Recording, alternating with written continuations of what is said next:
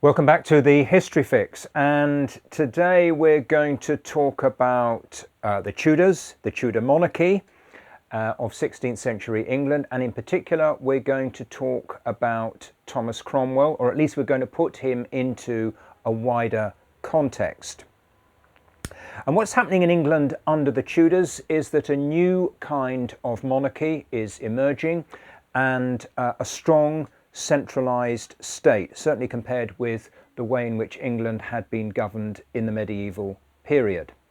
The Wars of the Roses, the 30-year-long Wars of the Roses, had come to an end in 1485 at the Battle of Bosworth. The first of the Tudors, Henry VII, had become king, and then until the death of Queen Elizabeth I in 1603, England is ruled by a succession of Tudor monarchs, the most important Henry VII, Henry VIII, and then Elizabeth I. And what is happening in this period is a different kind of polity, a different kind of government, a different kind of monarchy is being constructed. The Wars of the Roses represented the last great explosion in English history of feudal anarchy, where you had different feudal barons in different parts of the country raising armies and fighting each other. The prize which was being contended for was primarily the throne itself. Everybody wanted to control the throne because it was the centre of patronage, and you had a whole series of wars between different feudal groups to try and get control of the throne. However, within this, it was not just a matter of feudal anarchy. I think we can see a distinction between the House of Lancaster and the House of York, the two dominant rival houses, and the House of Lancaster tended to draw its support from the more backward, the more feudal north and west of the country, whereas the House of York tended to be based on London and the southeast, the more economically developed, the more socially advanced parts of the country. And I think we can see already with the periods when the Yorkist kings are in control, we can see already that there is an attempt to construct the kind of strong state that then emerges under the Tudors. And that strong state is partly about centralising power in the hands of the king or the queen and preventing local feudal lords, wherever they may be based with their great estates and their possibility of raising their own private armies, putting them in a position where it becomes impossible for them to raise armies capable of challenging the authority of the monarch, the central state. So the central state based in London, of course, becomes powerful enough to put down any attempts by feudal lords to challenge the crown. That's one big shift that takes place. A second one is to deal with that other great centre of medieval feudal power, which is, of course, the Catholic Church. And it is particularly the role of Thomas Cromwell, the leading minister of Henry VIII. It's his particular role to spearhead the Protestant Reformation, which in England is really a reformation from above. It's driven by the government, by the king, by the state, a reformation to throw off the control of the Catholic Church, which of course is an international institution. It's based at Rome. The Catholic Church is ruled by the Pope. It's throwing off the authority of the Pope. But not only that, in fact, more importantly than that, there is the nationalisation, as we would call it now, the nationalisation of church property, the dissolution of the monasteries, the takeover of all of the estates which had been controlled by the church. On one estimate, as much as 1/3 of the land in England was owned by the church. So this was a massive transfer of wealth from the Catholic Church, an international institution, to the Tudor monarchy, based obviously in England. And what happens to that wealth when the Tudor monarchy takes over all of that church land? It gets redistributed in the form of new estates that enriches a whole layer of what we might now call new aristocrats. That is, people who are rising in the social hierarchy, largely through service to the crown, so that I suppose they're sort of glorified civil servants, and they are rewarded with the grant of royal estates, and these estates are almost without exception formally church land. Now, this consolidates an absolutely crucial social alliance, which has been the basis of the Tudor monarchy all along, and indeed underpinned the power of the Yorkist kings at the time of the Wars of the Roses. This is the alliance between the state, the king on the one hand, and that new layer of people that we've been talking about in recent episodes of the History Fix, the improving gentry, the merchants, the people, the townsmen, the people who are based in the towns and are involved in trade and craft work and so on, the yeoman farmers, this middle strata of society that is interested in commerce, interested in producing for the market, is resentful of feudal anarchy.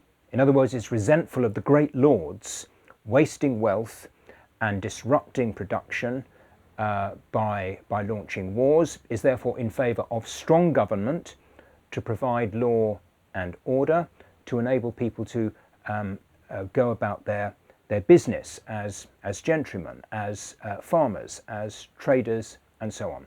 The middle strata form a strong social base for the Tudor monarchy, and the Tudor monarchy then consolidates that relationship with this new social layer by bestowing upon it a large proportion of those confiscated church estates. And all over England, actually, still today, you can see the results of that. You can see sometimes the ruins of the old convents and monasteries and so on that have been turned into the grand houses of the new aristocracy of the Tudor era.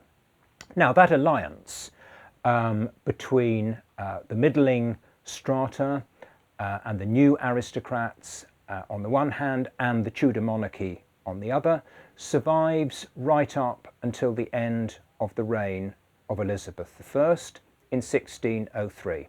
And I think it's easy to understand why, because the monarchy is the guarantor that there isn't going to be a return to feudal warfare, that the epoch of the Wars of the Roses is over.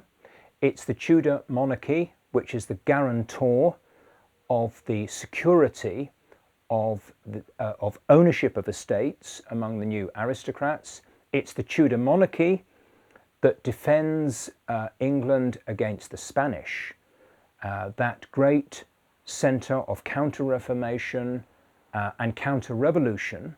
Remember the Spanish Armada in 1588, where Philip II is attempting to invade and conquer England, overthrow the Protestant Queen, impose a Catholic monarch, overturn the Reformation, restore the Catholic Church, which would mean all of those estates which have been handed out to the new aristocracy of the Tudor era, they would lose their land. This threat, these multiple threats to the position of the propertied classes under the Tudor monarchy means that there's a very strong relationship between this social group, newly empowered, newly enriched social group, and the state. However, as we get into the 17th century and there is increasing security, the international situation is less threatening. Feudalism is to a large degree a thing of the past. There is no real threat of a return to feudal warfare. There is a growing security among the new property owners. What happens at the beginning of the 17th century under a new dynasty of monarchs, the Stuart kings, James I and then Charles I, is that there is now an increasing tension between that strong monarchy, that strong centralised state, and these newly empowered, newly enriched social groups. The balance of forces, in a sense, in society has shifted in favour of the gentry, in favour of the merchants, in favour of the middling sort, and they are increasingly assertive and increasingly questioning of a court which has absolutist tendencies under the Stuart kings. And James I and Charles I, they look across the English Channel, they look to the models in Europe, they look to Spain, they look to France, and they can see absolute monarchies which are ruthless about crushing opposition and dissent and imposing conformity, and they seek to create that kind of strong monarchy at home in England in the face of increasing opposition from forces that are represented in an institution that has existed in England since the 13th century, which is Parliament, but that is an institution which has become increasingly important, particularly in the 16th, the latter part of the 16th, and then into the 17th century, and now, in this period of growing tension, Parliament becomes the expression of these new forces which have emerged over the last 150 years, representing their interests against a court which is increasingly dominated by cohorts of courtiers who are seen as the remnants really of the old feudal order, but now attaching themselves to the court, and the court becomes the source of patronage. And if you are in favour in court, then you get all kinds of favours, and this is resented by the wider ranks of the propertied classes. So we move from a situation in England where the Reformation in the early part of the 16th century represents, in a sense, the first stage in a kind of bourgeois revolution, because this is about the breaking of the power of the feudal aristocracy, the breaking of the power of the church, and the shifting of wealth and power in favour of new social groups. We move from that to a situation where the state, the monarchy, comes into conflict with these new forces, and the ground is prepared for another revolution, the second great bourgeois revolution, which opens in Scotland actually in 1637, moves to England in 1640, and in the next 2 decades will transform the character of government in England and the British Isles more generally, permanently and decisively, in a way that sets up Britain to lead the building of world empire and ultimately the Industrial Revolution and the construction of capitalism. We'll be looking at that revolution next time on The History Fix. We are facing the greatest crisis in the history of humanity. Capitalism is driving us towards climate catastrophe. To understand how we got here and how we get out of it, we really need to understand human history. What we're trying to do here at The History Fix is to give us the understanding of the past that we need to equip us to fight for a better future. If you like what we're doing, please share and subscribe, and also contribute to our Patreon page. Thanks very much.